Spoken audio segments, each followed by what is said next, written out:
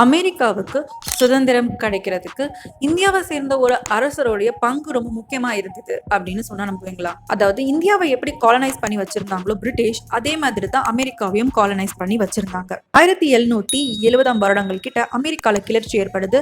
அதே டைம் இந்தியாலன்னு பாத்தீங்கன்னா ஆங்கிலோ மைசூர் வார். இந்த போர் மைசூர் மகாராஜா ஹைதர் அலிக்கும் பிரிட்டிஷ்க்கும் நடுவில் நடந்துட்டு இருக்கு. ஏன் ரெண்டுத்துக்குமே ஒரு லிங்க் இருக்கு அப்படின்னு சொல்றேன்னா, ரெண்டுமே சமகாலத்துல நடக்குது. இந்த போர் நடக்கும் பொழுது பிரிட்டிஷ் தான் ரெண்டு பேருக்குமே காமன் எனிமியா இருக்காங்க.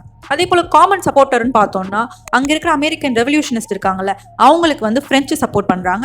இங்க இந்தியாலையும் ஹைதர் அலிக்கு பிரெஞ்சு சப்போர்ட் பண்றாங்க. இதுல இன்னொரு முக்கியமான விஷயம், பிரிட்டிஷ் இருக்காங்கல்ல, அவங்களுக்கு அந்த டைம்ல நிறைய இடத்துல இருந்து பிரச்சனை வருது. ஸ்பெயின் கிட்ட இருந்து பிரச்சனை வருது. இந்த மாதிரி எல்லா மக்களுமே கிளர்ச்சி ஆகும் பொழுது இந்த டைம்ல பிரிட்டிஷ்க்கு ஏன் பின்னடைவு அப்படின்னு பார்த்தோம்னா, அவங்க கிட்ட இருக்கிற ஆர்மி பர்சன்ஸா இருக்கலாம், இல்ல அவங்க கிட்ட இருக்கிற மணியா இருக்கலாம், இல்ல அவங்க கிட்ட இருக்கிற ரிசோர்சஸ், அதாவது கன்னு, வெப்பன்ஸ் எதுவா இருந்தாலுமே அவங்க ஸ்ப்ரெட் பண்ணி எல்லா இடத்துக்கும் அனுப்ப வேண்டியதா இருந்தது.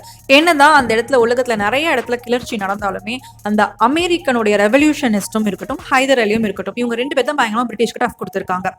இப்போ ஏன் இதுல நான் ஹைதர் அலியை சொல்றேன் அப்படின்னா, அமெரிக்கன் ரெவல்யூஷன் ஹைதர் அலி ஒரு இன்ஸ்பிரேஷனா எடுத்திருக்காங்க. எந்த அளவுக்கு அப்படின்னு 1781 பென்சில்வேனியாவுடைய ஒரு நேவி ஷிப்புக்கு ஹைதர் அலியோடைய பேர் வைக்கிறாங்க. இந்த ஷிப் 1782 பிரிட்டிஷோடைய ஜெனரல் மாங்க் அப்படின்ற ஷிப்பை வீழ்த்தவும் செய்து. இப்ப கூட அமெரிக்கன் ரெவல்யூஷனுக்கான மியூசியம் போய் பார்த்தோம் அப்படின்னா, அமெரிக்கன் ரெவல்யூஷன் ஒரு குளோபல் கான்ஃபிளிக்டா இருந்ததாகவும், அதுல மைசூர் ராஜ்யம் ரொம்ப ஒரு இம்பார்ட்டன்டான ரோல் பிளே பண்ணதாகவும், அதாவது டைரக்டா சப்போர்ட் பண்ணல, இவங்க இங்க ஃபைட் பண்ணனால அவங்களுக்கு இங்க ஈஸியா இருந்திருக்கு. பிரிட்டிஷோட பவர் செப்பரேட் ஆகுதுல, ரெண்டு பக்கம் பிரியப்படுதுல, அதனால அவங்களால ஈஸியா வின் பண்ண முடிஞ்சதுன்ற கான்செப்ட்னால மைசூருக்கு ரொம்ப இம்பார்ட்டன்ஸ் கொடுத்து வச்சிருந்தாங்க. ஸோ அமெரிக்காவுக்கு ஈக்குவலா மைசூரையும் அங்க மென்ஷன் பண்ணியிருக்காங்க. இன்னொரு ஒரு முக்கியமான விஷயம் சொல்றேன். பேட்டில் ஆஃப் போலிலோர் அப்படின்ற ஒரு வார்ல பிரிட்டிஷையே ஹைதர் அலி தோக்கடிச்சிடுறாரு. ஸோ இந்த இன்ஃபர்மேஷன் அமெரிக்கன் ரெவல்யூஷனிஸ்ட் வரைக்குமே போயிருக்கு. இதற்கான சான்றா வரலாற்று ஆசிரியர் ரிச்சர்ட் சாம்பசிவம் என்ன சொல்றாருன்னா, அமெரிக்கா பிரிட்டிஷை தோக்கடிச்சதுக்கு அப்புறம் ஒரு பெரிய செலிப்ரேஷன் கொண்டாடப்படுது.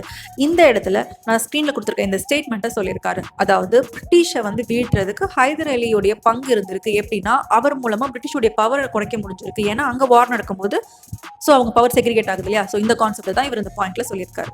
இன்னொரு வரலாற்று ஆசிரியர் பிளாக் ஸ்மித், இவர் என்ன சொல்லியிருக்காருன்னா, ஜார்ஜ் வாஷிங்டனையும் ஹைதர் அலியும் சேர்த்தே சொல்லியிருக்காரு. ரெண்டு பேருக்குமே ஒரே எனிமி தான், அதே போல ஒரே காஸ், அதுக்காக தான் ரெண்டு பேருமே போராடி இருக்காங்க அப்படின்னு சொல்லிட்டு ரெண்டு பேர் பேரையுமே அவர் மென்ஷன் பண்ணியிருக்காரு. ஸோ இந்த ப்ரூஃப் எல்லாம் பேஸ் பண்ணி தான் அமெரிக்காவுடைய இண்டிபெண்டன்ஸ்க்கு இன்டைரக்ட்லி ஹைதர் அலியோடைய பங்கு இருந்திருக்கு. அதே போல அந்த ரெவல்யூஷனிஸ்ட் நடுவில் ஹைதர் அலி ஒரு ஹீரோவாகவும் திகழ்ந்திருக்காரு.